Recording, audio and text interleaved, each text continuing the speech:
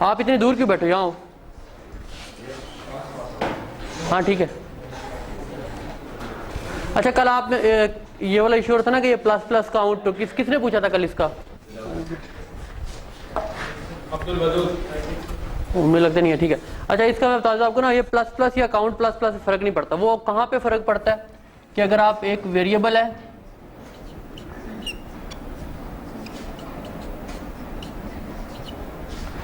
Post increment और pre increment का, वहां पे आपको एक्सप्रेशन में फर्क पता चलेगा जहां पे ना इस तरह की कोई स्टेटमेंट होती है, आप वैल्यू असाइन करो। लाइक अगर ए की वैल्यू यहाँ पे 5 है, तो जब ये असाइन करेंगे ना तो बताओ ए को क्या वैल्यू असाइन होगी?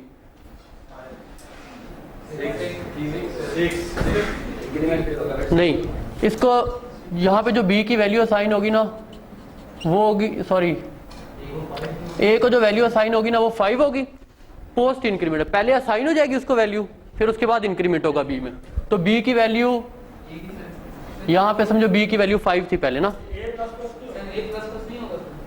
क्या यार a is equal to B plus plus, इसका मतलब है a को, सुन तो लो ना, a को b की वैल्यू असाइन हो रही है, उसके बाद b की वैल्यू इंक्रीमेंट हो रही है, तो a की वैल्यू 5 हो जाएगी, तो b की वैल्यू इंक्रीमेंट होकर क्या हो जाएगी? 6। ठीक है। प्री इंक्रीमेंट में क्या होता है कि ये प्री इंक्रीमेंट है, पहले इंक्रीमेंट होगा, ठीक है, b की वैल्यू 6 हो जाएगी और उसके बाद वो a को असाइन होगी। डिफरेंस समझ आया कि इस वाली स्टेटमेंट में ना a को 5 असाइन होगा जो उसकी पहली वैल्यू है, इंक्रीमेंट वाली असाइन नहीं होगी। प्री इंक्रीमेंट में क्या होता है कि इंक्रीमेंट b में होगा, b की वैल्यू इंक्रीज हो गई है, उसके बाद वो a को असाइन हो रही है। समझ आ गई है? क्या चीज? जब जो प्री इंक्रीमेंट होता है ना, मतलब प्लस प्लस अगर बी लिखा है, इसका मतलब है कि पहले इंक्रीमेंट होगा, मतलब बी की वैल्यू इंक्रीज होगी पहले, ठीक है, उसके बाद जो वैल्यू है वो इसको असाइन होगी। ठीक है। अगर बी की वैल्यू 5 थी तो इंक्रीमेंट होकर 6 हो गई है, फिर उसके बाद a को असाइन हुई है। ठीक है। और ऊपर वाले स्टेप में क्या होगा, तो जो b की वैल्यू होगी ना, जैसे 5 है, वो पहले असाइन होगी, उसके बाद b में इंक्रीमेंट होगा। क्लियर है? फॉर लूप में ना इसका इफेक्ट इसलिए नहीं पड़ता कि जब हम इस स्टेटमेंट पे जाते हैं ना जहां पे हम ये कर रहे होते हैं ये, ठीक है, यहां पे जस्ट इंक्रीमेंट हो रहा था, वो प्री इंक्रीमेंट हो या पोस्ट इंक्रीमेंट हो फर्क नहीं पड़ रहा, क्योंकि वो किसी को साइन नहीं कर रहे ना वैल्यू, ठीक है, जस्ट इंक्रीमेंट कर रहे हैं। तो वैल्यू उसकी इस तरीके से भी आई में एक इंक्रीज आ रहा है, ठीक है, और इस तरह करने से भी आई की एक वैल्यू ही बढ़ रही है। ठीक है। यहाँ पे फर्क आपको समझ नहीं आएगा और यहाँ पे चेंज आता भी नहीं है फॉर लूप में। इस तरह की जहां स्टेटमेंट होती है ना, वहां प्री इंक्रीमेंट और पोस्ट इंक्रीमेंट से डिफरेंस आता है। तो अगर आपके फॉर लूप के अंदर प्लस प्लस काउंट लिखा हो या काउंट प्लस प्लस लिखा हो तो एक ही तरह की डायग्राम बनेगी। ठीक है, ये मैं बताना चाह रहा हूँ कि डायग्राम में कोई चेंज नहीं आएगा, जो फ्लो चार्ट है ना इसमें कोई चेंज नहीं आएगा। हाँ जी, हाँ, तो इंक्रीमेंट तो एक ही दफा हो रहा है, वो डिपेंड करता है कि आपने उसमें लिखा क्या हुआ है। अगर आपने जस्ट प्लस प्लस आई या आई प्लस प्लस लिखा हुआ है तो एक इंक्रीमेंट हो रहा है। अगर आप मल्टीपल इंक्रीमेंट्स करवाना चाह रहे हो तो आप इस तरह लिखोगे, ठीक है, आप 2 इंक्रीमेंट हो जाएंगे इस तरह से, उसकी वैल्यूज अगर बढ़ानी हो तो। ठीक है, चले आज का लेक्चर स्टार्ट करते हैं। ये कल की थी, मैंने कहा चलो आप लोग कंफ्यूजन क्लियर कर दूंगा, वहां फर्क नहीं पड़ा। ठीक है, अब ये फ्लो चार्ट है। सबसे पहले इसका जब हम डायग्राम बनाएंगे ना, ये सिंपल एक फॉर लूप है, उसके अंदर एक इफ स्टेटमेंट यूज हो रही है। ठीक है, ये ऑलरेडी अभी आपसे पहले दूसरे को मैं करा रहा था तो मैंने कहा इसको फिर दोबारा से ड्रॉ नहीं करा। सबसे पहले आपके पास स्टार्ट की स्टेटमेंट होगी, ठीक है, देन आपके पास है एंटर अ नंबर, जो भी आपने कोई यूजर से नंबर वगैरह लेना है वो आ गया पैरेललोग्राम में। ठीक है, यूजर को पहले आप सी आउट कराओगे ना कि आप नंबर एंटर करें, ठीक है, देन सी इन की स्टेटमेंट आएगी तो आप उसको एक और पैरेललोग्राम यूज करोगे जिसमें उसकी वैल्यू असाइन होगी नंबर को, जो यूजर इनपुट करेगा। अब आपकी फॉर लूप स्टार्ट हो रही है। सबसे पहले मैंने कल आपको 3 चीजें बताई थी कि जब फॉर लूप स्टार्ट होती है तो उसके अंदर ये 3 चीजें, 1, 2 और ये 3। सबसे पहले वाले जो इनिशियलाइज करा रहे हो आप अपने वेरिएबल को जिसकी बेस पे लूप चला रहे हैं, वो आएगा प्रोसेसिंग के बॉक्स में। देन आपके पास कंडीशन आएगी, जो भी आपकी कोई कंडीशन है, जैसे आई लेस देन 10, ठीक है, वहां पे गिवन है। फिर आपके पास 2 पॉसिबल कंडीशन के आपके वो होते हैं, पाथ होते हैं, एक ट्रू का पाथ और एक फॉल्स का पाथ। यहाँ पे अगर हमारा फॉर लूप फॉल्स हो जाएगा तो क्या होगा, डायरेक्ट आपका लूप वो मतलब लूप से बाहर आकर कोड एंड हो रहा है, ठीक है, उसके अलावा कुछ और प्रिंट नहीं हो रहा, तो हमारे यहाँ पे फॉल्स होने के बाद डायरेक्ट कोड क्या हो रहा है, स्टॉप हो रहा है। क्लियर है यहाँ तक सबको? ये भी गौर से समझ लो क्योंकि इसी में से क्विज है, ठीक है। अगर कुछ समझ नहीं आ रही तो मैं बता दो। अगर ये लेट्स सपोज आपका ना यहाँ पे फॉर लूप की जो कंडीशन है वो ट्रू होगी, तो नेक्स्ट उसकी बॉडी में क्या है, पहला स्टेटमेंट एक और इफ कंडीशन है, ठीक है। तो वो इफ कंडीशन आप उसके लिए डायमंड ड्रॉ करोगे, ठीक है, उसमें उसकी कंडीशन आएगी जो भी वैल्यू होगी ट्रू। अब फिर जो इफ होता है उसकी भी दो पाथ होते हैं, ट्रू और फॉल्स, ऐसी है, ठीक है। ट्रू अगर वो फॉल्स होता है, लेट्स ये वाली कंडीशन अगर फॉल्स हो जाएगी तो और कुछ और प्रिंट करने के लिए है नहीं, तो क्या होगा, वो वापस लूप आएगी और उसकी वैल्यू इंक्रीमेंट होगी। तो यहाँ पे लूप वापस आएगी,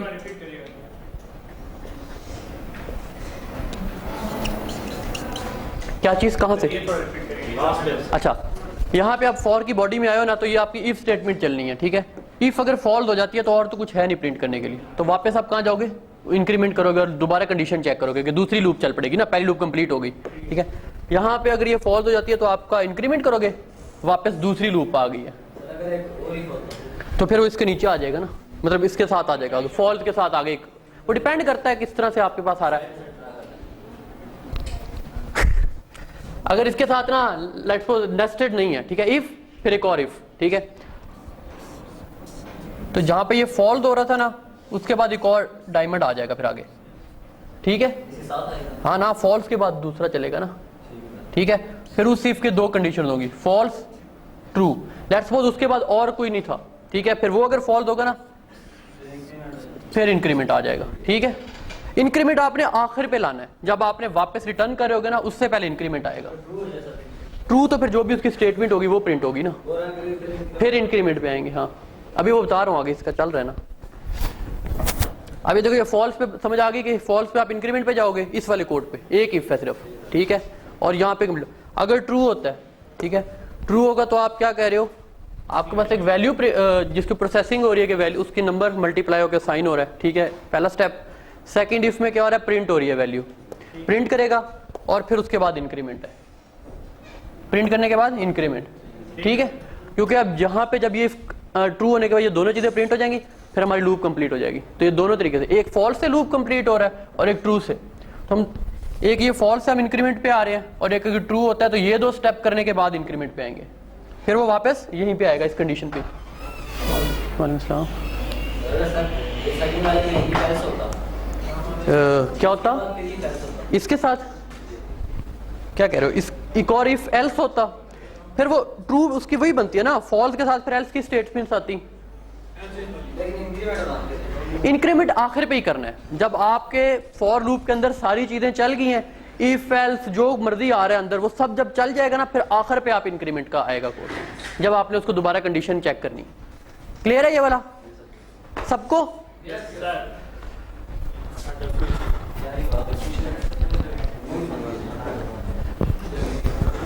अच्छा ये एक कोड है नेस्टेड फॉर लूप्स का, कि फॉर लूप है, अब ये तुम कह रहे हो ना कि अगर फर्दर आगे कोई और चीज आती है तो कैसे उसको देखेंगे। अब एक फॉर लूप है, उसके अंदर एक और फॉर लूप है। नेस्टेड फॉर लूप्स का पता तो है ना, ठीक है, कि कैसे मतलब वर्क करती है, ठीक है। अगर ये नेस्टेड फॉर लूप लिखी हुई है तो बताओगे इसकी आउटपुट क्या आएगी, मतलब क्या प्रिंट हो रहा होगा यहाँ पे, ये तो फ्लो चार्ट ड्रॉ हुआ है ना, प्रिंट क्या होगा इसके चलने से, वन बाय वन मुझे बताओ कि पहले क्या प्रिंट आएगा फिर क्या प्रिंट लिखा हुआ आएगा। अच्छा पहले लिखा आएगा वीक 1, फिर क्या लिखा आएगा, वीक का 2, वीक का 2 आएगा सर, वीक का 2। अच्छा और कोई और क्या कह रहे हो, डे 1 आएगा। अच्छा और कोई बंदा, किसी और को कोई और समझ आ रही हो, ठीक है। अच्छा ये सही कह रहा है, जब पहली लूप चल रही है ना, अब ये स्टेप हुआ क्लियर, फिर इसकी ये इसकी बॉडी में नेस्टेड लूप, मतलब जी आप इसी क्लास में हो, आ जाओ।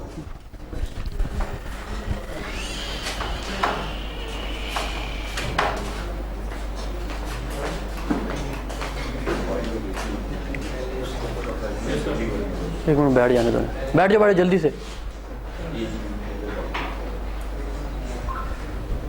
अच्छा नेस्टेड में क्या होता है कि अब जब ये वाली फॉर लूप चली है ना, जैसे नॉर्मली आपके जब तो लूप में ना जब ये पहला उसका लूप चल रहा होता है, ये पहला जब चलेगा तो उसकी पूरी बॉडी रन होगी, ठीक है। ये वाली लाइन रन हो गई तो वीक 1 लिखा हुआ प्रिंट हो गया। सेकंड एक फॉर लूप है, ये फॉर लूप क्या होगी, जितने टाइम ये लूप है ना वो उतनी टाइम्स चलेगी, ठीक है। फिर उसके बाद इसकी दूसरी स्टेटमेंट स्टार्ट होगी। ये नहीं है कि इसकी स्टेटमेंट साथ साथ स्टार्ट होती रहेंगी, पहले एक वीक 1 प्रिंट होगा, फिर उसके बाद आएगा डे 1 डे 2 अंटिल के उसकी लूप एंड नहीं होती, वो हमारी डे 7 पे एंड हो रही है। समझ आ गई है कि उसकी बॉडी कितनी दफा रन हो रही है। अब इसके बाद आएगा आपके पास वीक 2, फिर इसी तरह से आ गई ये दोबारा प्रिंट, फिर वीक 3 और फिर दोबारा। इस तरह से ये 3 बार चल रही है, लेकिन ये 3 बार चलेगी, लेकिन वो सारे ड्रॉ होंगे तीनों बार साथ साथ तक, ठीक है। अब क्लियर हो गया कि फॉर लूप किस तरह से काम करती है, दो लूप्स अगर इकट्ठी हो नेस्टेड में। अब इसका जो फ्लो चार्ट कैसे बनेगा, सबसे पहले आपके पास स्टार्ट है, ठीक है, वो तो हर आपको उसमें मिलाना, ठीक है। उसके बाद ना हमारे पास हम क्या कह रहे हैं, उसको वैल्यूज असाइन करें, वीक को 3 और इसको 7, तो वो आप प्रोसेसिंग वाला बॉक्स ड्रॉ करोगे जिसमें आप वीक को वैल्यू असाइन कर दी और डे को भी। क्लियर है यहाँ तक? हाँ जी। पैरेललोग्राम में लेते हैं जब आपने सी इन या सी आउट करनी हो वैल्यूज, यहां तो आप डायरेक्ट असाइन कर रहे हो ना, जैसे यहां पे इनिशियलाइज करते हो, ये क्या हम ड्रॉ करते हैं, यही वाला बॉक्स ड्रॉ करते हैं ना, तो ऊपर भी तो असाइन ही कर रहे हैं वैल्यूज उनको, ठीक है। अच्छा, अब फॉर लूप जब स्टार्ट, उसके बाद डायरेक्ट फॉर लूप है, उसके अलावा कुछ नहीं, ठीक है। तो फॉर लूप स्टार्ट होगी तो पहले आप उसको वैल्यू असाइन करो आई को 1, फिर आपके पास कंडीशन है, यहां तक क्लियर है सबको, पहली फॉर लूप का बाहर वाली, ठीक है। अब वो अगर वो फॉल्स होती है ना तो डायरेक्ट आपका कोड स्टॉप हो रहा है, क्यों? क्योंकि देखो ये फॉर लूप यहाँ पे एंड होगी तो इसके अलावा कुछ लिखने के लिए मतलब आगे फर्दर कोई स्टेटमेंट्स नहीं है, तो आप यहाँ पे कोड एंड हो रहा है, फॉल्स पे स्टॉप, ठीक है। अब ये वाली अगर आपके ट्रू होती है ना तो आप वीक प्रिंट कर रहे हो, ऐसे ही है, ये जो हमने कहा था वीक प्रिंट हो रहा है पहले एक जब लूप चलती है, फिर उसके बाद क्या हो रहा है, दूसरी लूप स्टार्ट हो रही है, ठीक है। दूसरी लूप में हमारा जो वेरिएबल उसका नाम जे है, तो हम उसको असाइन करेंगे वैल्यू, यहाँ पे भी हमने 1 से असाइन की हुई है तो जे इक्वल टू 1 आ जाएगा। क्लियर है सबको? ठीक है।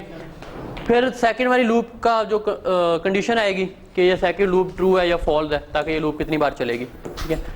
ये यहाँ आ गई कंडीशन। अगर ये कंडीशन फॉल्स होती है, देखो अब ये कंडीशन अगर फॉल्स हो जाती है ना तो और कुछ प्रिंट नहीं हो रहा, वापस हम यहाँ पे आके चेक करेंगे दूसरी लूप के लिए, तो उसके लिए हम क्या करते हैं, पहले इंक्रीमेंट करते हैं, ठीक है। क्लियर है? लेट्स सपोज ये फॉल्स होता है ना तो डायरेक्ट इंक्रीमेंट पे आएंगे और वापस पहली लूप से दोबारा स्टार्ट करेंगे, ऐसे होता है ना कोड में, ठीक है। अगर आपके पास ये हो जाता है ट्रू, सेकंड वाली लूप, उसमें एक ही स्टेटमेंट है तो वो प्रिंट होगी, ठीक है। उस स्टेटमेंट को प्रिंट करेंगे, प्रिंट करने के बाद और कुछ नहीं है, मतलब दोबारा से लूप चेक करेगा तो फिर J++ इंक्रीमेंट आ जाएगा दूसरी लूप का, क्योंकि वो वाली लूप को चेक कर रहे हैं ना। इसको चेक करने के बाद वापस कहाँ जाएंगे, दोबारा इस लूप पे, ठीक है। समझ आइए? अब इस लूप पे ना, अब आपने ये नहीं सोचना कि 2 लूप्स लगी हुई हैं तो इसके बाद भी हमने वापस इस लूप पे जाना है, इस लूप पे नहीं जाएंगे। इस लूप पे एक ही तरह से जाएंगे जब ये वाली जो भी कंडीशन फॉल्स होंगी, एक ही पाथ इसके ऊपर आएगा। इसके अंदर जो लूप जो भी वैल्यूज आ रही हैं अगर वो कंप्लीट होने के बाद वापस यहाँ आएंगे, ठीक है। जब जे का इंक्रीमेंट होगा ना, जैसे जे अंदर वाले वेरिएबल में, तो वापस जो हमने आना होगा ना वो जे वाले उस पे आएंगे लूप पे कंडीशन चेक करने के लिए। अगर ये यहाँ पे फॉल्स होगी फिर हम आई वाले पे जाएंगे। क्लियर है सबको? जो ये लेट आए उनको क्लियर है?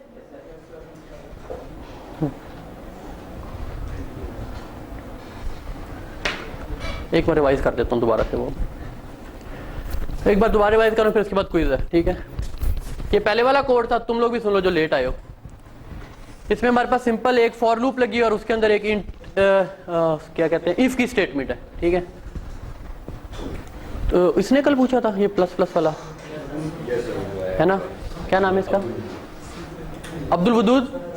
अच्छा, कल जो आप बात पूछ रहे थे ना कि प्लस और पोस्ट इंक्रीमेंट और प्री इंक्रीमेंट में क्या डिफरेंस आएगा वो प्रिंट होने में, ठीक है, सुन रहे हो? अच्छा, इसके ना फॉर लूप जब ये जो आप कोड ड्रॉ करते हो ना उसमें फर्क नहीं आता, ठीक है। वो इसी तरह ही ड्रॉ होगा जिस तरह से प्लस का हो रहा है, मतलब पोस्ट इंक्रीमेंट का उसी तरह से प्री इंक्रीमेंट का ड्रॉ होगा। क्योंकि हम जब यहाँ पे होते हैं ना, हम कंडीशन चेक करने से पहले इसको इंक्रीमेंट नहीं करेंगे। ये इंक्रीमेंट का मतलब है कि जब आप इंक्रीमेंट कर रहे होते हो ना तो ये आपको डिफरेंस यहाँ पे क्लियर होगा, ठीक है।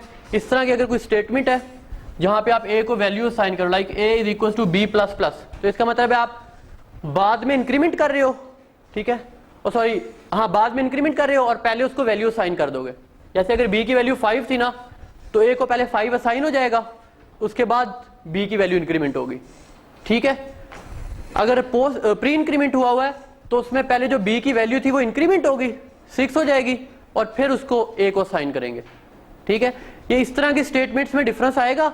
फॉर लूप का जब आप वो ये फ्लो चार्ट ड्रॉ करते हो ना, वहां कोई डिफरेंस नहीं आएगा, वहां पे इसी तरह बनेगा। आप इनिशियलाइज कराओगे, कंडीशन चेक करोगे और एंड पे फिर इंक्रीमेंट करोगे। अब फर्क आप यहां पे आ जाएगा, ये प्लस प्लस लिखा हुआ है तो आप दूसरी तरह इसको प्लस प्लस पहले लिख दोगे। ठीक है, ड्रॉ करने में कोई फर्क नहीं आएगा। क्लियर है ये चीज? अच्छा, इस वाले में हमारे पास दो स्टेटमेंट्स हैं, एक सी आउट की एक सीन की, उसके लिए हम दो पैरेललोग्राम ड्रॉ कर रहे हैं। फिर हमारे पास फॉर लूप स्टार्ट हो रही है तो आप उसको इनिशियलाइज करा रहे हो वैल्यू को, जो भी उसका, जैसे आई है तो आई को इनिशियलाइज करा दिया 1 से। फिर आप उसकी कंडीशन चेक कर रहे हो, कंडीशन ट्रू है या फॉल्स। अगर फॉल्स हो रही है तो डायरेक्ट आपका कोड स्टॉप हो रहा है। ठीक है, अगर ट्रू होती है तो आपके पास फिर इफ है, इफ का बॉक्स आएगा, डायमंड आएगा, जिसमें आप कंडीशन चेक करोगे ट्रू और फॉल्स की। अगर ये फॉल्स हो रहा है तो उसके बाद क्या होता है कि आपकी लूप में दोबारा से वापस आ रहे हो लूप पे, तो वहां वो इंक्रीमेंट करेगा और दोबारा लूप की कंडीशन चेक करेगा। ठीक है, देन अगर वो ट्रू हो रहा है ना तो उसके जो भी वैल्यूज हैं इफ के अंदर वो प्रिंट की उसने दोनों वैल्यूज, एक उसके पास प्रिंट तो नहीं है, ये तो प्रोसेसिंग है तो प्रोसेसिंग बॉक्स में आ जाएगा। सेकंड आपके पास प्रिंट है तो वो नंबर को फिर प्रिंट कर देगा प्रोसेस करने के बाद। ठीक है, और वापस कहाँ आएगा? इंक्रीमेंट पे। ठीक है, क्यों? क्योंकि जब भी ये फॉर लूप के अंदर चीजें कंप्लीट होंगी ना तो उसके बाद इंक्रीमेंट पे ही आना है आपने। क्लियर है ये वाला? सबको क्लियर है? क्विज अब सही करोगे? अच्छा, ये नेस्टेड का है। ठीक है, नेस्टेड में आप दोबारा जी नहीं यार, असल में कल से मेरी पूरा दिन क्लासेस थी तो आज चेक करके बाद में आपसे मिलूँ, नेक्स्ट टाइम आपको मिलेगा। अच्छा, स्टार्ट, देन आपके पास यहाँ पे हम वैल्यूज असाइन कर रहे हैं वीक को और डे को।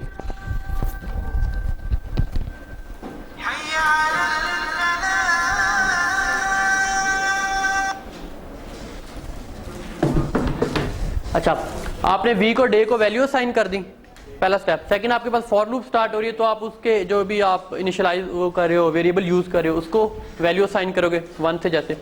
देन आपके पास कंडीशन आएगी, फिर आपके पास जो भी उसकी बॉडी में चीजें वो आएगी।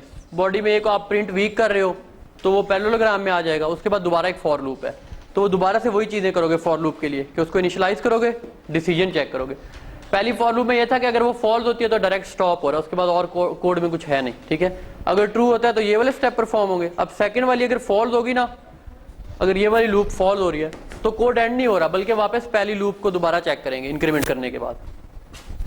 तो अब यहाँ पे यही हो रहा है कि अगर ये सेकंड लूप फॉल्स होती है तो वो इंक्रीमेंट करेगा पहली लूप वाले वेरिएबल में और वापस आके उसकी दोबारा से कंडीशन चेक करेगा पहली लूप की। अगर वो ट्रू होता है तो फिर सेकंड लूप में जो चीजें थी वो प्रिंट करेगा या प्रोसेस करेगा, उसको इंक्रीमेंट करेगा और वापस सेकंड लूप के जो डायमंड डिसीजन है वहां पे आएगा। क्या तो यार वो खैर है, वो मैंने इतनी डिटेल से देखा नहीं है, इसको ऐसे कर लो, बस लिखने में फर्क है। ठीक है, वो वही काम रहा दोनों में। ठीक है, चलो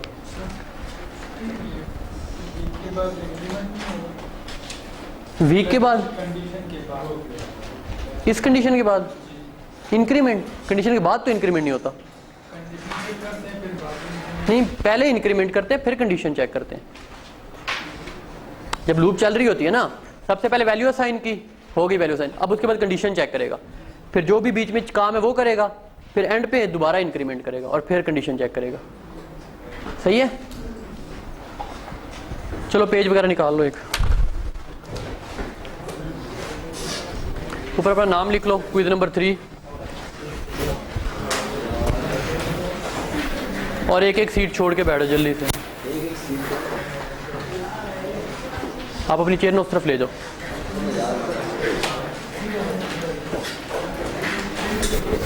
इधर होके बैठो।